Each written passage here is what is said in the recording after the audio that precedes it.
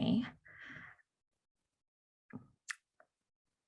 This PowerPoint presentation will be uploaded to the program website.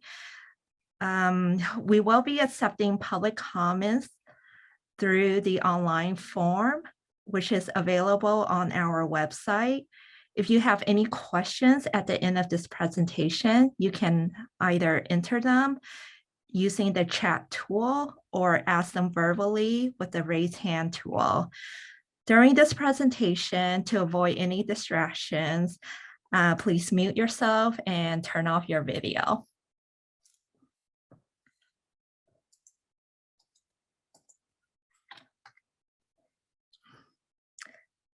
Okay, for today's agenda, I will begin with a brief background on the Air District and the Transportation Fund for Clean Air, or TFCA. Next, I will discuss the proposed TFCA regional fund policies and evaluation criteria for the upcoming fiscal year. Focusing first on the process of updating the policies, then on general policies, project-specific policies, evaluation criteria, and proposed updates. I will then review the schedule and open it up to questions.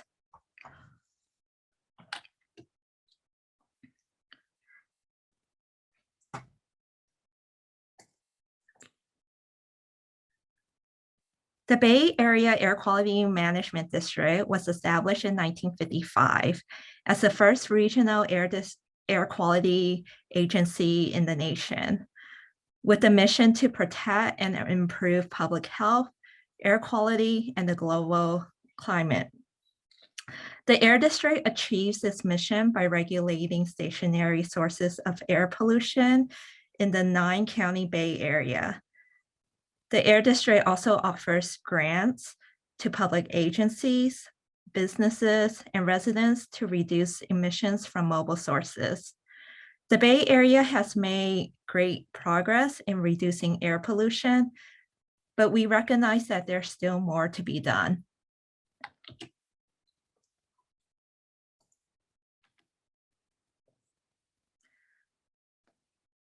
Mobile sources are the largest emitters of criteria pollutants in the Bay Area, accounting for over 53% of total criteria emissions. Specifically, on-road vehicles, including both passenger cars and on-road trucks, account for a significant portion of the mobile source emissions and are estimated to be responsible for approximately 29% of all criteria emissions in the Bay Area. Today's presentation will focus on the TFCA program, which is one of the Air District's main sources of grant funding and which aims to reduce on-road vehicle emissions.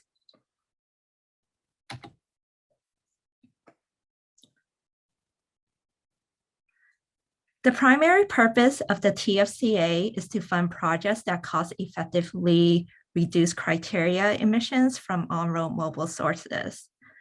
This fund is primarily used to support two types of projects.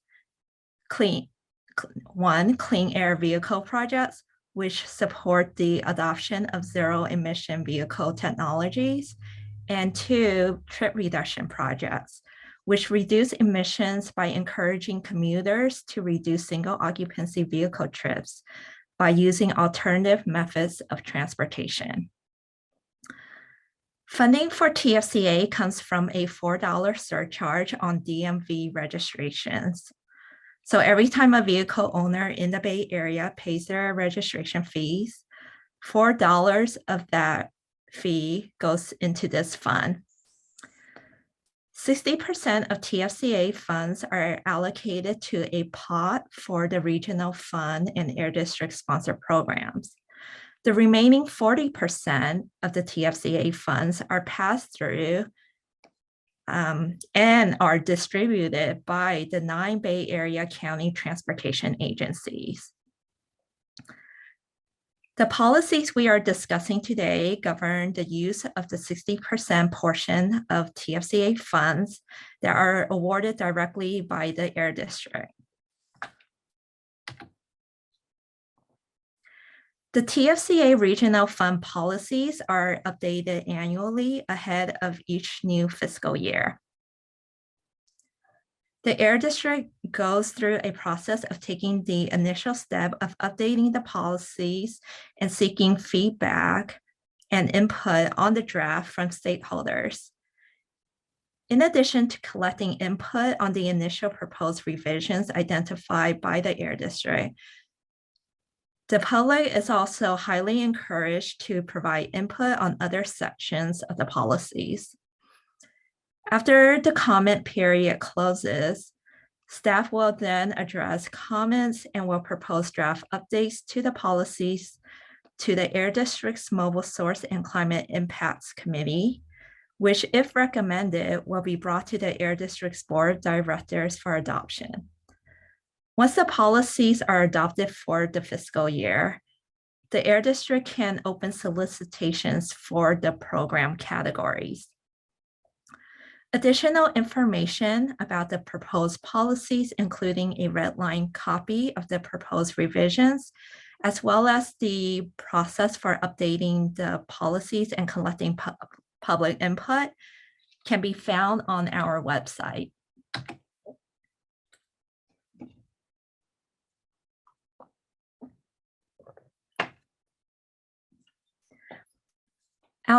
I'll now take us through how the regional fund policies are organized to help facilitate your review of the initial proposed revisions.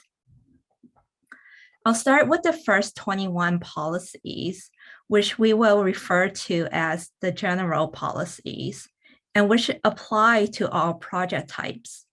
These policies identify the basic eligibility requirements, which include the type of organization that may apply for funding, how projects must conform to applicable rules and regulations, and the requirement for awarded applicants to pass any independent audit of their projects. Additionally, the general policies stipulate the eligible grant amounts for projects, the emission reductions that must be achieved by the project, and which costs are eligible for reimbursement. Policies 22 through 27 describe the requirements for clean air vehicle projects, which facilitate the deployment of zero and partial zero emission technologies when replacing older compliant on-road vehicles, and which facilitate the expansion of on-road fleets and projects that scrap highly polluting on-road vehicles of all types. Policies 28 through 33 describe the requirements for trip reduction projects, which facilitate first and last mile connections to reduce commute hours, single occupancy vehicle trips, and include both service projects and infrastructure projects.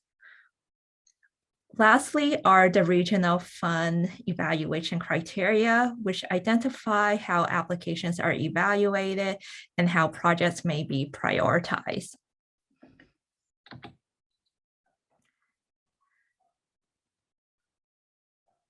I want to start with policy number 1, which states that projects must achieve surplus emission reductions. There are no changes to this policy, and this is a requirement in the legislation. What we mean by surplus is that if a project would have happened without TFCA funding, for example, a project that is required through regulation, then that project is not eligible for TFCA.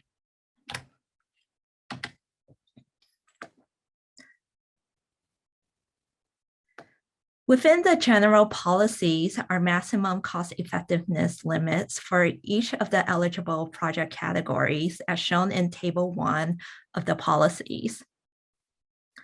Cost effectiveness has historically been a key evaluation measure for awarding TFCA funds to eligible projects. Because questions do come up on this topic, I do want to take a moment to briefly review the methodology for calculating cost effectiveness. As stated earlier, TFCA aims to achieve reductions of criteria pollutants from on-road mobile sources to maximize the emission reductions achieved by the use of TFCA funds. The Air District has historically established maximum cost effectiveness limits that projects must meet to be considered eligible. For each project, the Air District calculates the surplus emission reduction benefit of the project, specifically emissions of reactive organic gases and oxides of nitrogen, which can both contribute to the formation of ground level ozone, as well as reductions of particulate matter that the project will achieve. You'll see on this slide that PM10 emitted through combustion exhaust is weighted 20 times higher than the other pollutants, which is due to the pollutants' disproportionate effects on public health.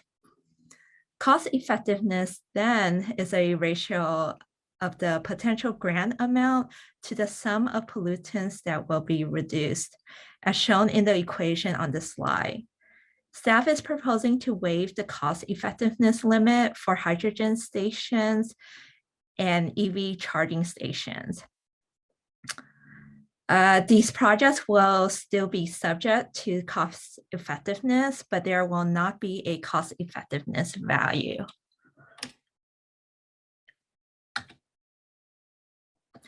In terms of readiness, staff is proposing to continue providing an additional 12 months for projects to start. This change was approved last year by our board due to the pandemic.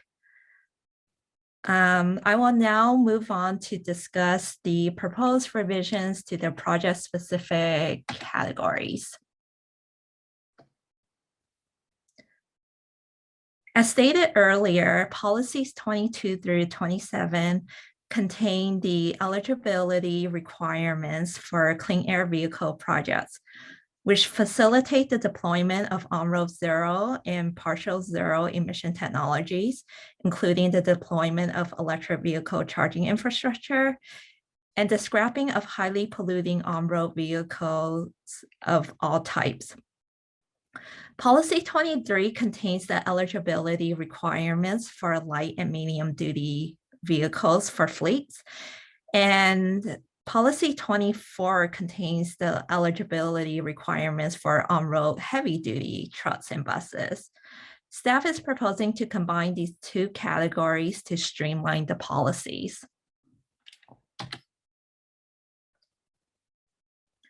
Policies 28 through 33 provide information on TFCA trip reduction project categories.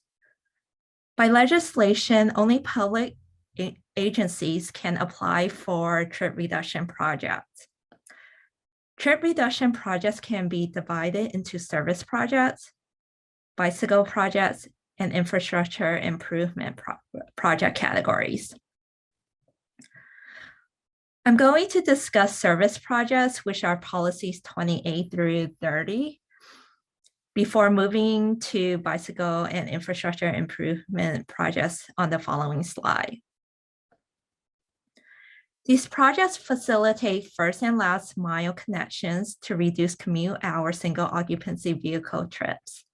Service projects can be existing last mile commuter connections, pilot trip reduction, such as on-demand services, and existing regional ride-sharing services. Staff is proposing to delete outdated cost-effectiveness language in the existing last-mile commuter connection category for clarity. These projects will be evaluated in conjunction with the Spare the Air program.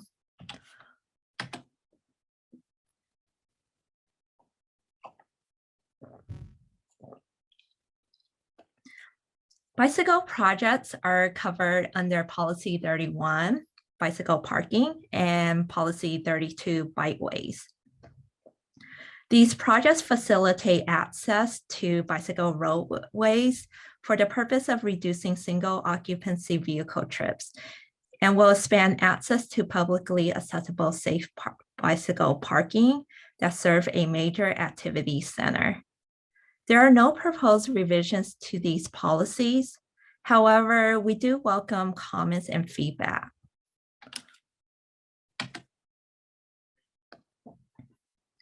Since 2021, the policies contain a new project category for infrastructure improvements.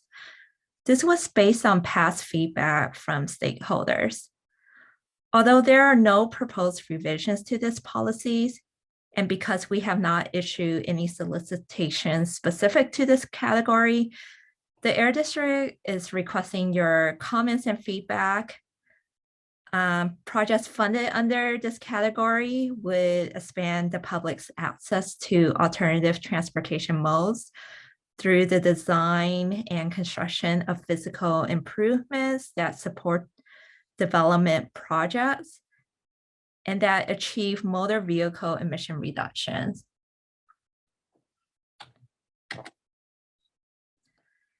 The last section of the TFCA policies establish the general evaluation criteria for grant applications. Projects are evaluated by Air District staff to determine whether they meet all eligible program requirements, including cost effectiveness. There are no proposed changes. Additionally, the Air District will continue to prioritize projects that are located in or primarily serve residents in highly impacted communities or episodic areas as defined by the Air District's CARE program and AB 617 communities and priority development areas.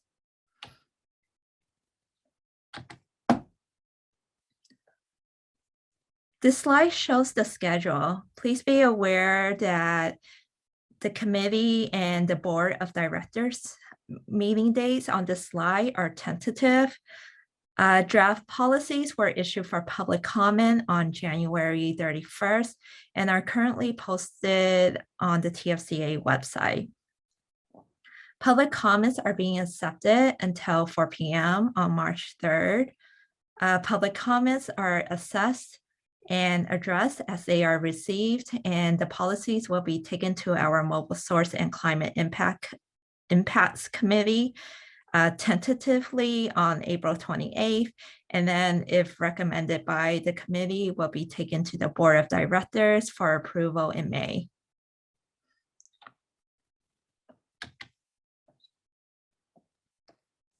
Please make sure to have your comments to us by March 3rd at 4 p.m. We encourage you to submit comments to us as soon as possible to give staff time to review and consider comments before the committee meeting. Please submit your comments using the online form, which can be found on our website. You should also find a link to the website in the chat box, which contains a link to the online form.